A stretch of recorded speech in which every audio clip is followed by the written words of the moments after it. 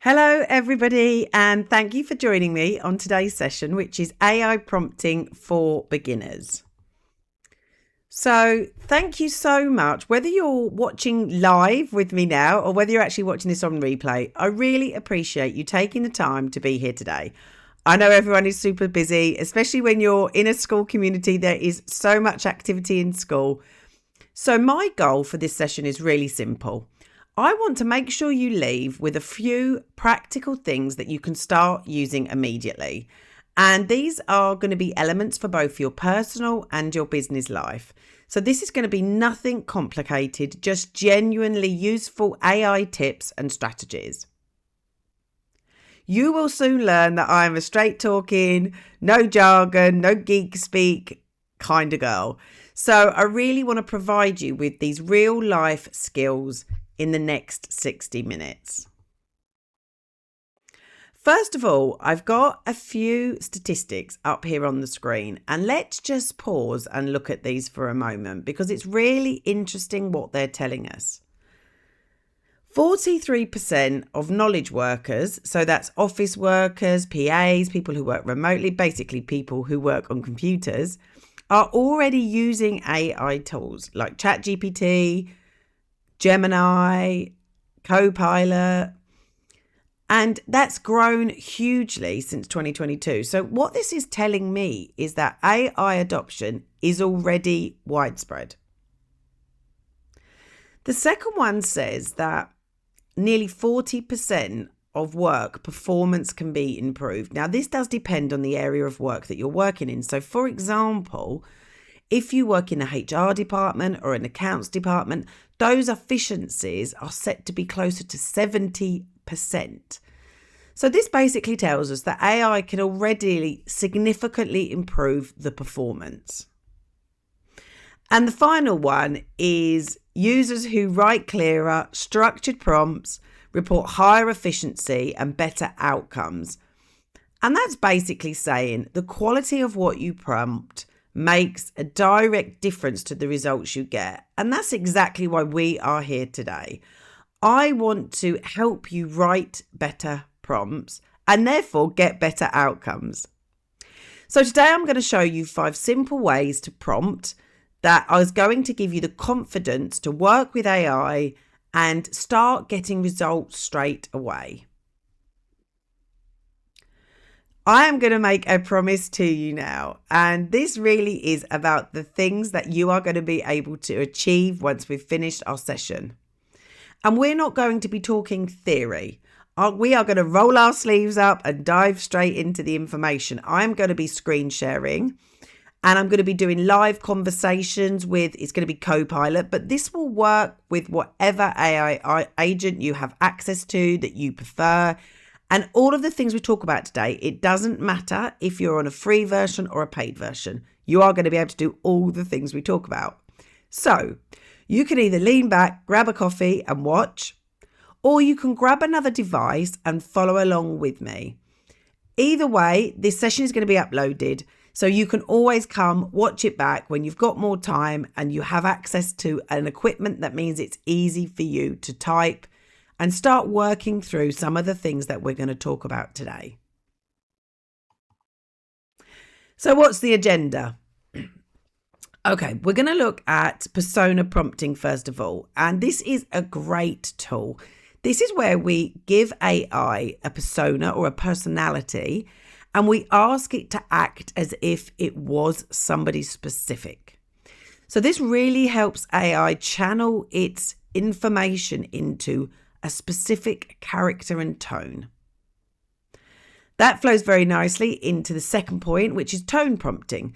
So this is going to be about adjusting the message that we get from AI, excuse me, depending on what style we want, the audience, whether they're technical, formal, whether it's children. So we're going to do some tailor work around that too. We're then going to look at restrictive prompting. So this is how to give AI clear instructions about the format that we want back. How long do we want it? Do we want bullet points? Is it a concise summary? Is it a 3-page A4 document? The other way that we can restrict the responses that we get from AI is by doing something called Boolean prompting or Boolean prompting. I've heard it pronounced both ways. And this is where we really put blinkers on AI and we use words like and, or, not to filter the information back. So this is something that you use when you're doing general research and general open-ended questions for your AI prompting. And finally, we're going to talk about iterations, and that is breaking big sections down into small step-by-step parts. And that helps give us clear responses. It helps with a natural flow to the work that we're doing as well. So I hope you now feel like you understand what's coming in the next sort of 50 minutes. What I will say is please don't forget to wait until the end, as I do have a special surprise for everybody on the call. So wait until the end and then you'll get to find out all of what that's about. Okay, let's move on. So this is just a little bit of information about me, because it's important to me that you know that I am qualified to give you this advice and you're not wasting your time spending it with me. So I'm Gemma and I run Smart Skills Academy. So I specialise in helping people build confidence with tools like Microsoft Excel, Word, PowerPoint, and of course now AI. So my career was actually based in sales, but I was always really good with numbers. And then I found Microsoft Excel. And honestly, Excel was my first love. And it still is. I am a true Excel geek. I love it. And I have then built a consultancy career around getting my geek on and teaching other people with these Microsoft skills. So as it says on the screen there, over the past year, I've worked with huge organisations such as the NHS in the UK government and large pharmaceutical companies. I've done training for car companies in the States and Canada. And that's all just helping their teams develop practical digital skills. So that might be about Excel, it might be about AI. I own my own online training academy, which has got these independent learning courses for all of those subjects, where people can work through those courses in their own time. There's no expiry date. You take as long as you need. Pause me, watch me again, and I'm showing you every single thing step by step. So that's what I do outside. But then at the beginning of this year, a friend recommended that I created a school community, hence me being here tonight. And so that really then supports all of my learners, and it gives them something where once they've taken their course, they can come to my school and get drip fed information, because I'm putting new content in every day and every week and things like that. So long story short, I genuinely love teaching tools, and I love helping people improve their skill set and realize how much easier their work can be when they use these fabulous tools well. So this is just some little testimonials from people inside my group and outside of my community who have done my training courses. And we've got someone else to let in. And so this is just some of the feedback that they give. So I hope now you feel relaxed, you feel ready to learn, and you're kind of confident that, I should have some skills that I can pass on to you. So without further ado, let's jump in. Okay. So the first one on our agenda is persona prompting, and this is a really fun one because this is where you get to tell Copilot who to be. So they're taking on a persona, they're taking on a personality. And it's like the personality you want it to be is the exact expert that you need. It's who you would go and pay for advice for in the real world. So for example, we've got some information on the screen, but it might be you could say something like, act as a marketing specialist. Write this as a friendly HR professional. So you are suggesting, don't be a robot, pretend that you're this person. And the result that you get from that is the information it gives you feels more correct. It's more polished, it's more helpful. It's just a bit more aligned with the language that HR professional would use. And Copilot does this, or AI does this, by drawing on all of the knowledge it's had from first-hand articles, video, documents, written by the people in those roles. So it is going to go to HR magazines. It's going to look at all of those specific people. It's going to understand the language that they use and it's going to tailor make its responses to you. So this saves the response you get from being generic. So it won't sound like a robot. It's very, very clever. So let's head over to our Word document and have a look at this in practice. And I've got a few things that I've already prepped, ready to go. So I don't waste time typing. I can just copy and paste and things like that. So let's work out this screen sharing malarkey because I need to swap screens now. Here we go. Yep, that's it. Screen 3. Okay, we've over to the other screen now. So first thing I'm going to do, I'm using this in Microsoft Word and Copilot, the AI for Microsoft. So to be completely honest, I use Copilot when I'm working in my documents. For most other things, I use ChatGPT. I use Gemini for images. I do a little bit of all sorts. These tools all work in the same way. They're all trained in the same manner, but they do have, some are slightly better at things than others. So that is completely personal preference. And the skills that we're going to use today can be utilized in any AI, whichever your favorite one is, whether you've got the free version or you've got the paid version, everything we're going to talk about will be things that you can implement. So there's no kind of barriers there. So what we're going to do for persona prompting, and I've got a couple of scenarios on this screen, and we've got a business scenario, and then we've got a personal scenario. So let's use this personal one. Act as a helpful travel guide. Suggest 5 fun activities to do on a Saturday night for someone visiting London. And then the tone is friendly and exciting. So let's get my cursor there and let's pop that in. And we'll press the arrow, which means let's go. And it's thinking. Now, sometimes it will give you the opportunity to do a fast think. And sometimes it's going to take longer, a deep search. We're not doing extended, complicated questions today. So we won't be doing the deep search. So what you can do with Copilot in here is you can just drag it over to make it a little bit easier to read. So we'll do that. So here we go. We've got 5 fun things Saturday night in London. Catch a West End show, sip cocktails, experience live music, take a nighttime cruise, laugh away at the comedy club. And from here, if you haven't used Copilot before, you've got lots of buttons, and this is to give feedback. Thumbs up, I liked it. Thumbs down, I didn't. We can then copy the response, or we could say, just pop it straight into this document. So everything you've told me, the answers that you've given me, just put it straight into this Word document. So that's where it's a bit helpful using Copilot. And it works the same whether you're in Excel or PowerPoint or Word. It just saves you having to do the manual copy and paste and all that kind of thing. AI wants to be the most helpful assistant it can possibly be. So it always, every single AI is built to give you next steps. It's like they're trying to hook you in. So here it's saying, suggest a party vibe, traveling solo, do you want me to tailor make it? So these are all those iterations that we spoke about. So we could press this button and it would then do that. So there's always suggestions at the bottom as well. And if we just very quickly copy this one in, so this now is a business scenario, and I'm asking it to be a HR advisor, sending an email to people to remind them to submit their monthly timesheets. So it's going to go to all employees, and we're going to keep the tone warm and friendly. So here's a warm and friendly email that we could copy straight into our Outlook email address.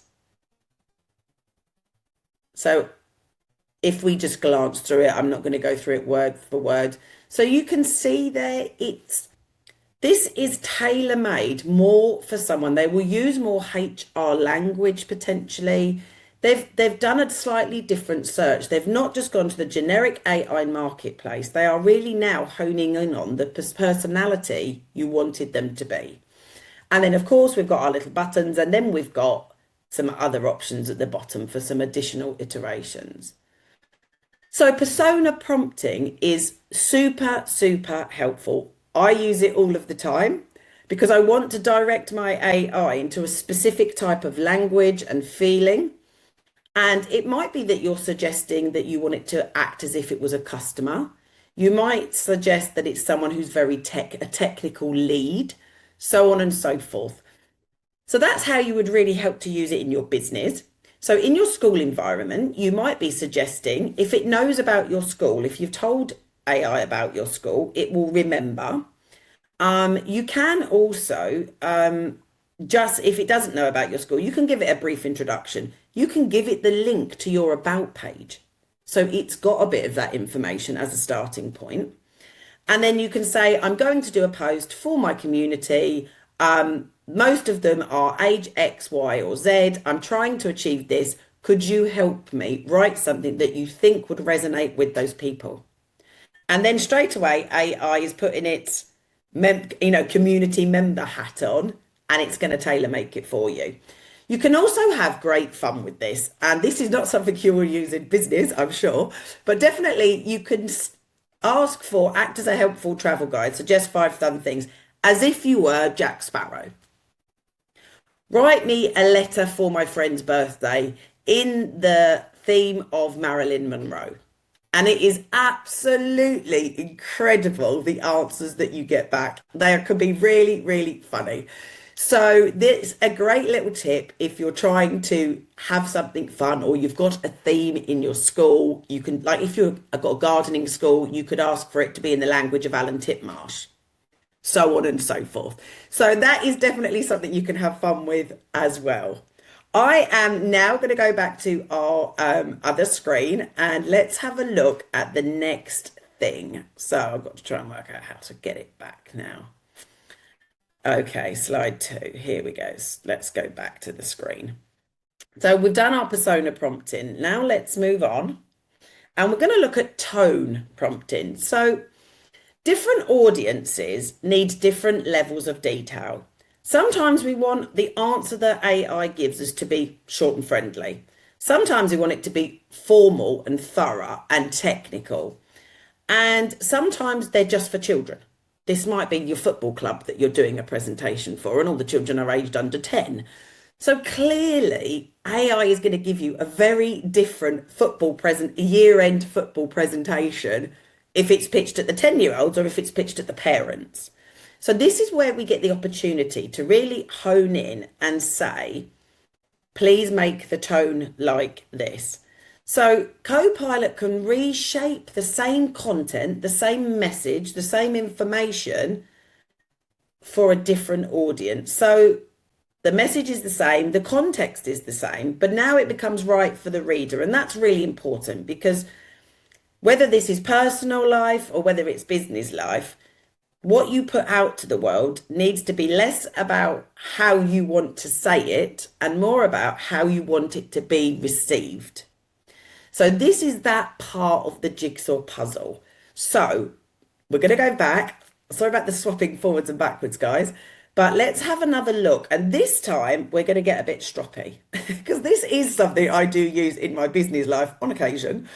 And I get AI to help me write something in a frustrated manner or something like that. So this is just the steps that you would use to implement tone prompting, but we're going to do it together now. So a business scenario might be write a friendly introduction or a paragraph for about a new colleague joining the team. Include their role, a fun fact, how they're going to support the department. We've told them who the audience is. We've told them how long we want it to be. And the tone is now super friendly, welcoming and helpful. Now, when you're writing this in AI, my advice to you is write it in the normal language that you use every day.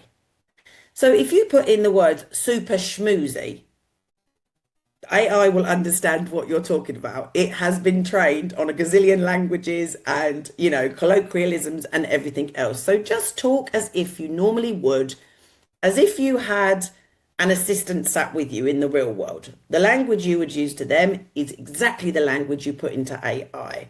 So sometimes I use slang. If I'm frustrated, I might tell AI that I'm really peed off and things like that. So don't feel you need to edit what you're saying. It will understand the emotion that you're putting into it. So on this personal example, and you don't have to read it all through, we've got a message here from me. It's a message I'm going to send to my neighbour, essentially. I'm not actually in the real world, this is made up. About the fact that their dog is driving me mad, essentially. So let's create this scenario, and I want some help from AI. So I've got the text, and I'm then asking AI to rewrite the message so it clearly explains to my neighbour the sentiment of my feelings, but is short and to the point because I think I'm rambling. And the message does go on a bit. If you're going to write a stroppy message, at least be to the point. So let's see what AI comes up with this time. So now it's easy to say, make it friendly, make it professional, make it technical, but let's see what comes back when it says, like, I want to be a bit stroppy here. So it says it's given us the words, and if we read through that, your dog has been barking quite a lot in the mornings, often around 6 a.m. It's making it hard for me to get back to sleep. So all the context I put in my original message is in there. It's just a bit more succinct. And I've made sure that it is still strongly worded. It still conveys the fact I'm wound up by it. And so this is something you can definitely use in your work life. Hopefully you don't need it too frequently in your personal life. And of course, AI here is giving us some iterations options. I've read it through. Would I like it firmer? Would I like it softer? Would I like it more casual? And so if I say, actually, yeah, I think you've done it down a bit too much. I'm really, really ticked off with this. Let's make it a bit stronger.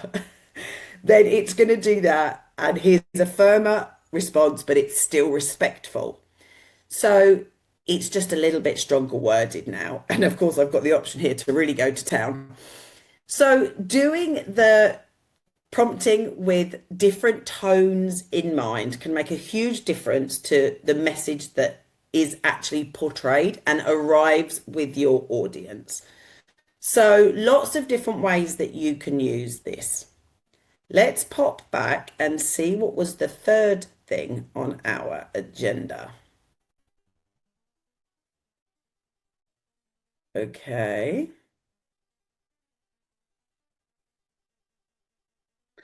So now we're going to have a look at restrictive prompting. And this is really important because sometimes all the information is there, it just doesn't look very friendly yet.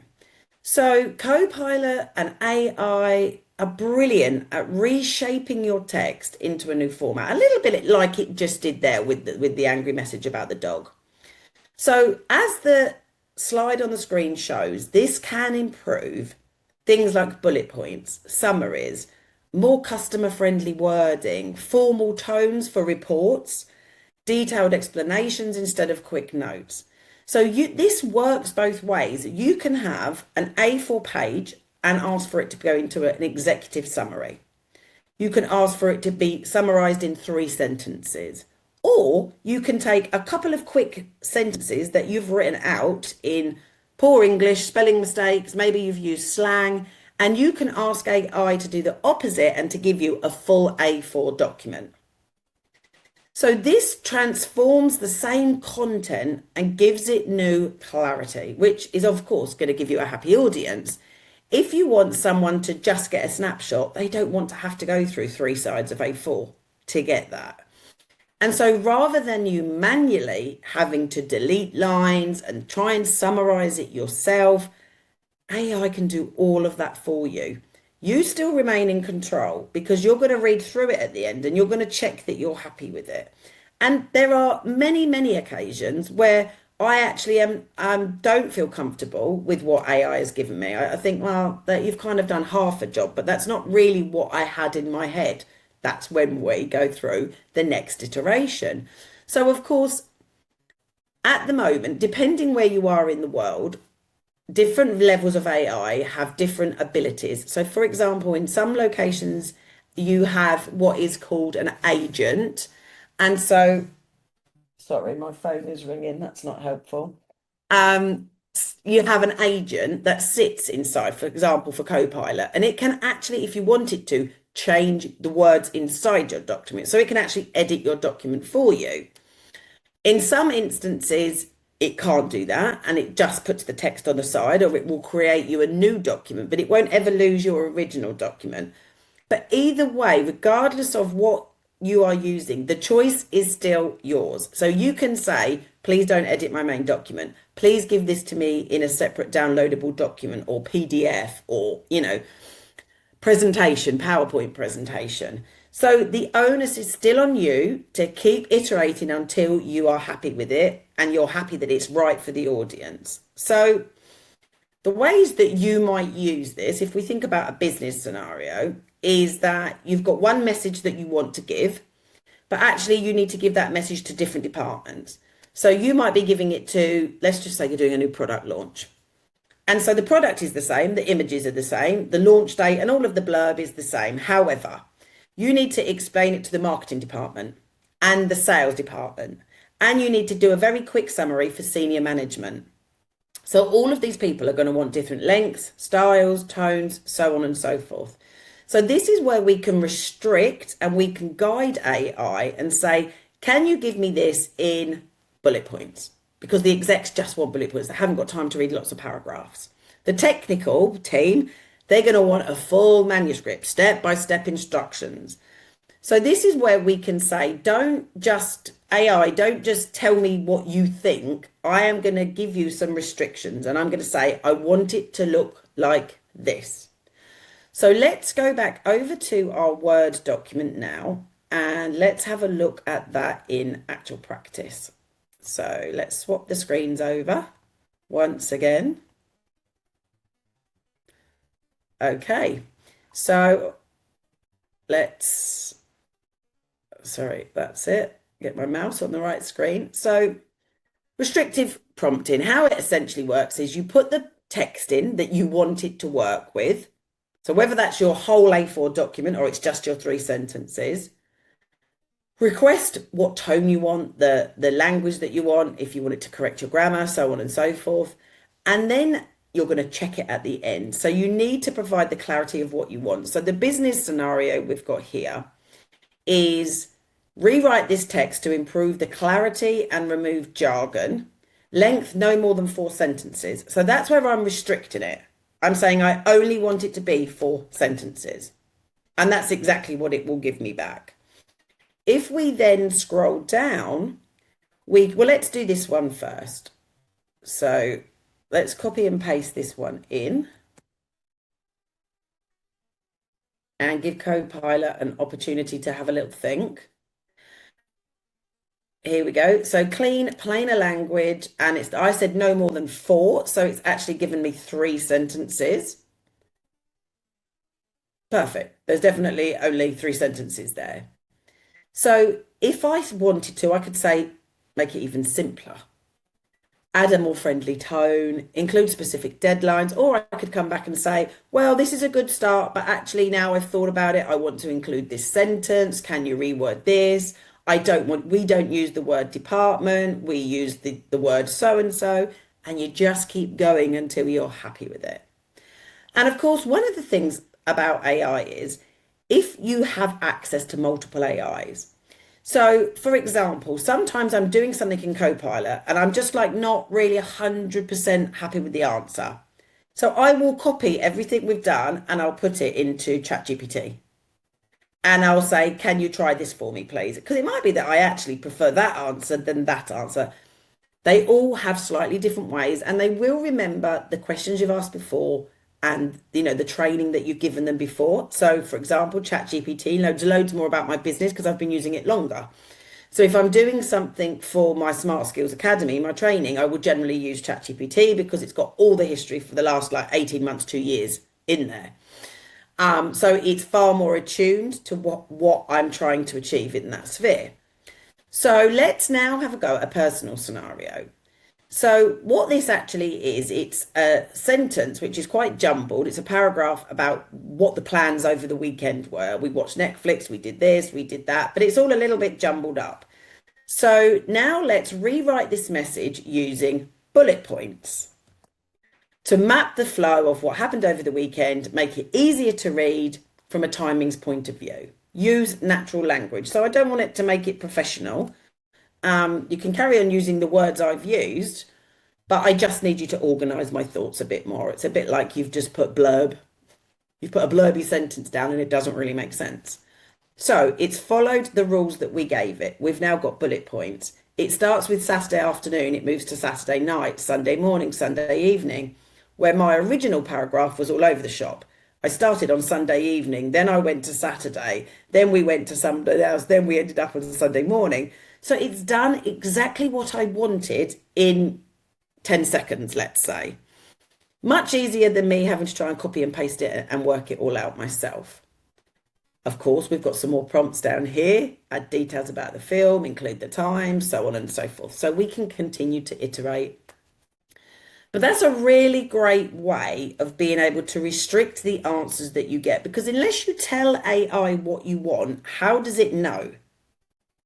You can ask it to write a summary, but do you want one paragraph? Do you want 5 paragraphs? Do you want it to be formal? Do you want it to be... So by giving it some of these restrictions and putting some blinkers on, it really does mean that you're going to get back something which is attuned to what you were actually looking for. If in your head you want bullet points, just tell AI you want bullet points. If you want a flow map, ask it that you want a flow map, and it's going to give you it step by step. So this one actually feeds on very nicely to the next section that we're going to look for, the next part of learning today, which is this Boolean or Boolean, people call it. I've heard it pronounced different ways. And so the way that this works is now we've got a deeper understanding of conducting different types of searches. We've really opened up the possibility for AI. So there are numbers on it, but it's changing every day. They're constantly continuing to teach AI. So it's a never-ending source of information. Yet I am asking it for just a paragraph or just 5 bullet points. So being able to restrict that when you're doing generic searches is really helpful. It helps us point AI in the right direction. So Boolean logic sounds a fancy word, doesn't it? But what it actually helps AI do is include what you want, ignore what you don't want, and find exactly what matters. And in here, tiny tweaks can make the biggest precision. So on the slide, you'll see 4 basic sections. And this is how we can help AI pinpoint what information to return. So an example here is look for annual leave and carryover. If I say give me information on annual leave, there's a million, zillion, trillion sources that it could bring back. If I say and annual leave, I'm restricting it. I'm putting the blinkers on. It will now ignore anything that does not mention both words. And that can be really, really helpful when you're doing large, generic, initial searches. So let's go over and have a look at this now in our document and see how we can do some of this restrictive without losing the context of what we want to say, essentially. We don't want it to become that restricted that it can't give us any answers, but I have never encountered that with AI. The source is so deep. So there's lots and lots of options there. So this is the example that we said. Find information about annual leave. Well, there could be 10 million different ways that it can get information on annual leave. We restrict it by saying and carryover. What are the best 10 things to do on a city break in Glasgow? So let's take this personal scenario. Okay, so let's pop that into Copilot. So if I wanted to be a bit more restrictive, or I could say, take on the persona of a travel guide. What are 10 good things to do in Glasgow? And then it's going to restrict it just to posts that have been written about from those people. So here it's given me 10 things to do on a city break in Glasgow. I won't bother reading through them. I'm sure there's lots and lots of things you can do in Glasgow. And of course, it's suggesting some next steps for me. But what I'm going to do now is say, let's use a bit of this Boolean logic. And I'm going to say, not museums, because I feel for sure it will have put some museums in there. It does normally like to, has it actually? Oh, yeah, gallery and art museum. So now I'm going to say, I don't want it to be include museums. Maybe that's not my thing. And actually explain why the activities are popular. So now it's lost the museum and it's giving me a bit more information as to why people enjoy them. So a way that you could do this in your personal life is, let's say you're going out for a meal. And so you, rather than, I never use Google anymore. I never ever use Google. I always use AI to ask these types of questions. So maybe I say, I'm going out to Oxford on Friday night. Can you recommend a restaurant for us? Well, there's going to be hundreds. So then I could say, not curry. Maybe one of the girls doesn't like curry. Not a curry house and needs to have vegetarian options. So now it's going to go from having hundreds of restaurants to now it's pinpointed down and says, right, it can't be curry houses. Let's get rid of them. Okay, and it needs to have a vegetarian section. Okay, perfect. So rather than me then having to scroll through hundreds of entries, it's now restricted it. And maybe now I've only got 20. So then I could go back and say, make sure these are within a 10-minute walk of X postcode. And then it's going to do the search again. And then I'm going to say, we don't want to spend more than £30 a head. Can you check again? And slowly, step by step, I'm going to end up on one or two choices, which is going to save me hours and hours of my life trying to do restaurant reviews. So just using some of this Boolean logic can really, really simply make a hell of a difference on the quality of the outcomes that you get back, which is fabulous. AI is great at saving us time, but let's save as much time as possible on these notes. So let's go back over and we've got one more to look at. So, okay, we're back. And so this one is chain of thought prompting. And what this basically says is there are multiple ways you can achieve the outcomes.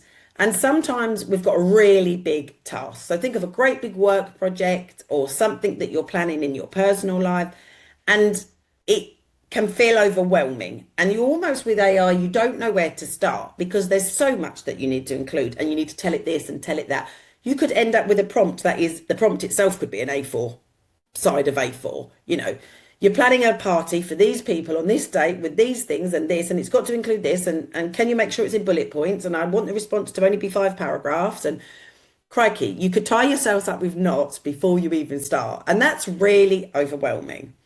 So there's something called chain of thought prompting, and that is just about breaking it down into manageable bite-sized chunks.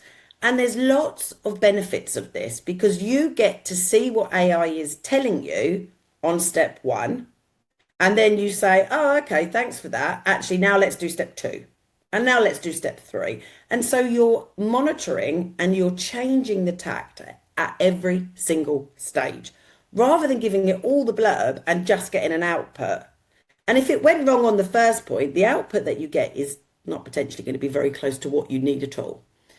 So, you know, if you were doing a work report, you could say, you know, the key points of this work report first, then help me build an introduction, then help me organize the sections one by one. So what you're saying is, let's just take it slow, steady, one step at a time. It's like assembling flat pack furniture. You're using the instructions. You're not guessing where everything goes and ending up with a load of spare screws that don't really fit. You're literally taking this in a very methodical way. Now, for quick prompts, you wouldn't need this. But if you're doing something larger, I can thoroughly recommend that this is a really good place to start.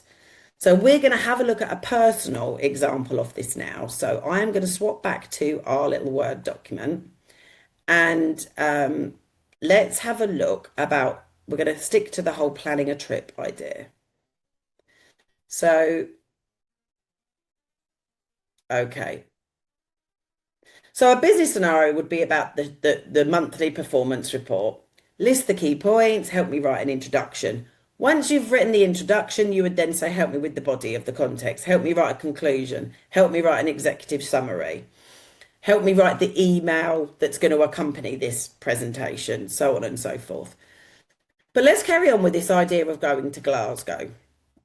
So I am planning a weekend trip to Glasgow. First, give me the top 5 things we can do.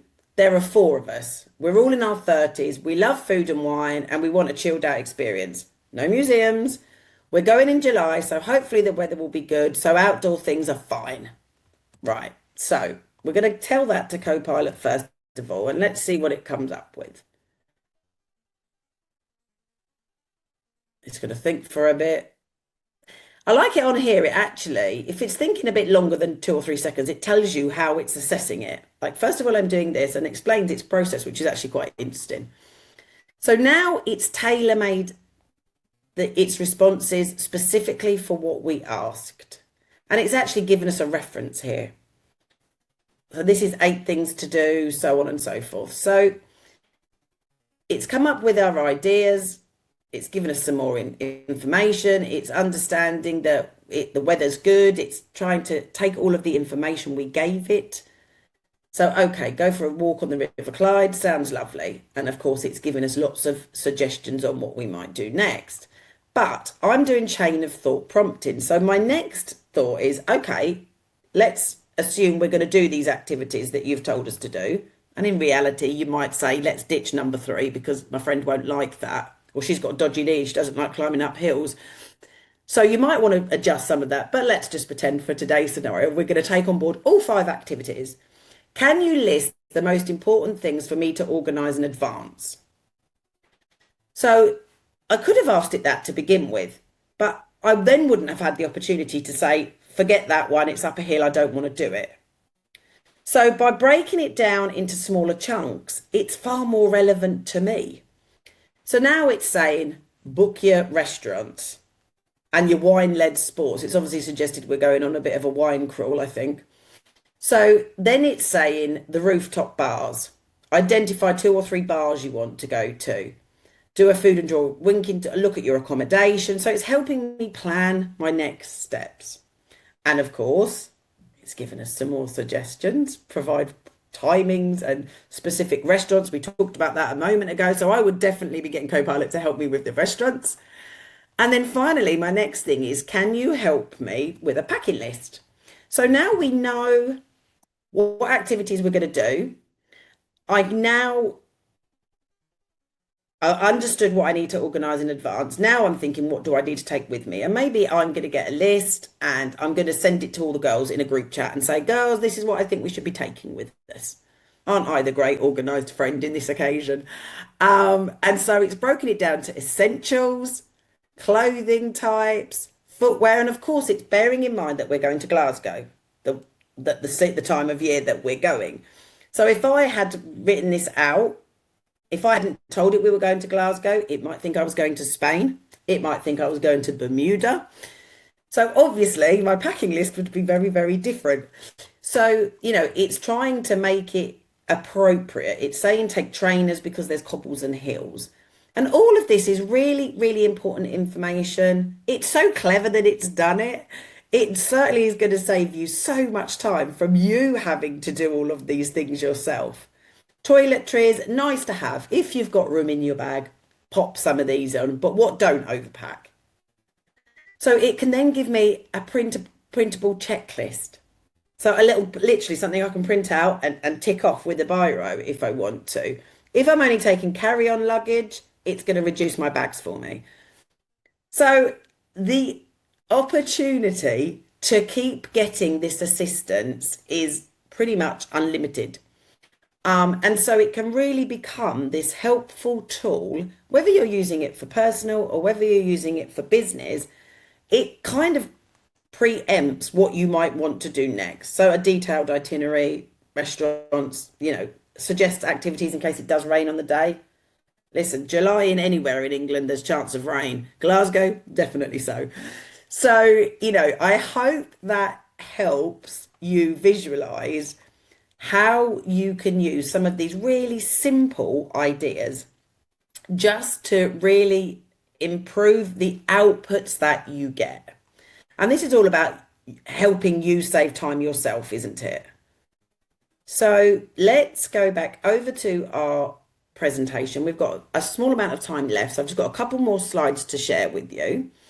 The main thing about all of this is try these techniques yourself. I know there's a tendency to think I'm too busy, I haven't got time. But honestly, if you are busy, you need AI more than anyone else in the room. So please just start.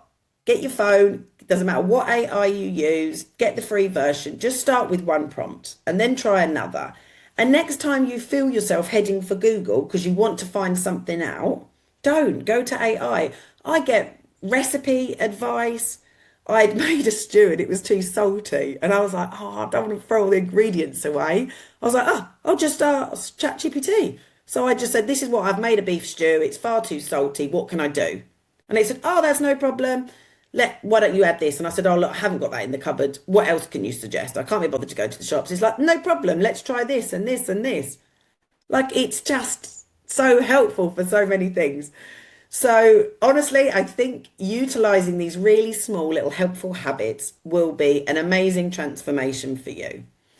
Of course, if you are interested in continuing to develop your skills, join my community. It's called Smart Skills Academy in AI. It looks like that, and this is an image of what's in my classroom. Like I say, I put new things in the classroom every single week. Some are specific to AI, some are actually based on other Microsoft skills, general office skills, so on and so forth. So there's lots of information in there. We're all a very friendly bunch. And so that's the information. Should you want to join, you'll be able to find me. So I said at the beginning of this call, I had something special to hang on for at the end. And I am so passionate about helping you guys get your first AI wins that I'd like to offer you a special quick reference PDF guide. So the 5 subjects that we've spoken about today, I have got bullet points and the exact prompts to use, the wording to use on 2 sides of A4 PDF essentially. So what I'm going to say is anyone who joins my group from now until midnight on Sunday, I know we're all really busy and you might have to dash off after this presentation. Anyone who joins, I'm going to send them the copy of this PDF because it's really important to me that you don't end the call and then get stuck in the, oh, I can't think of the exact words Gemma said, and I don't know what to do. This video is going to be uploaded. If it's your thing, you can watch it back. If you'd rather just use a PDF, then just go for the PDF version. You can save it to your phone and things like that so that it's there and it's to hand whenever you might need it. And that's your handy little guide there. I am now going to have a look at the chat, and we've got, I think, 10 minutes left. So I'm happy to open the floor up to questions and answers. Maybe there's something specific that you think, you've got a question about what we've spoken about today. Maybe there's something really generic that you would like to ask. Please do feel free to just jump into the chat and ask those questions. And of course, if you think of anything later or you try to implement these things and you're struggling with it, then you can always just message me. I do genuinely love this. It is my passion. I love helping people improve things. And, AI is an incredible way to be able to save time and get more life doing the fun stuff that you enjoy, whatever that could be, and also really help improve your business life too. So I am going to read through the messages. You all have a think if there's anything specific you would like to ask me. And let me bring up the message chat now. Okay. Let's go. Make this a bit bigger. I have got glasses, but I don't have double glazing. So I definitely need to increase it. So Faith says she uses persona prompting all the time. Absolutely, it is fabulous. And I think actually most prompts that you write, if you really do want to put the blinkers on, you can do that in the form of persona prompting. Everything we did today, we could use a persona to do that. And of course, the fun stuff is absolutely hilarious. In my group, I have a really simple 7-day AI challenge. and it's literally takes you 2 or 3 minutes a day to do. And the first one actually is persona prompting, and it's ask for whatever you want, how to make a cup of tea, how to water a plant in the persona of, and then you put in whoever it might be. Donald Trump, Donald Duck, even.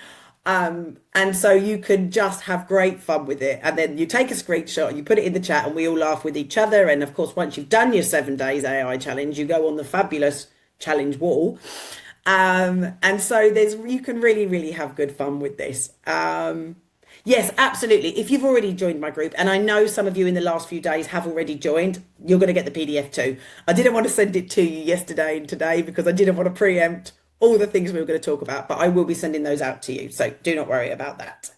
And Faith says she practices coaching with AI, which is fabulous. It's such an incredible tool. And I know there's lots of people feel very overwhelmed by it and they feel that it's a bit scary. But and I think lots of people are worried that it is detracting from people's genuine skill set. So that's something that I get quite a lot. And actually, I think the opposite works. I think it helps emphasize what you're already good at. So I am an Excel geek and I know lots and lots and lots about Excel. Does it bother me that people that don't know about Excel are now able to write formulas? Because AI is going to give them the formula. They say, can you write a formula that does this? And it gives it to them. Does that mean my skills are less valuable? No, it doesn't, because I understand Excel, I know how to get the absolute most out of Copilot in Excel. I know how to do things that other people won't know and they won't understand and they won't think to ask because they haven't got all the deep knowledge and the context.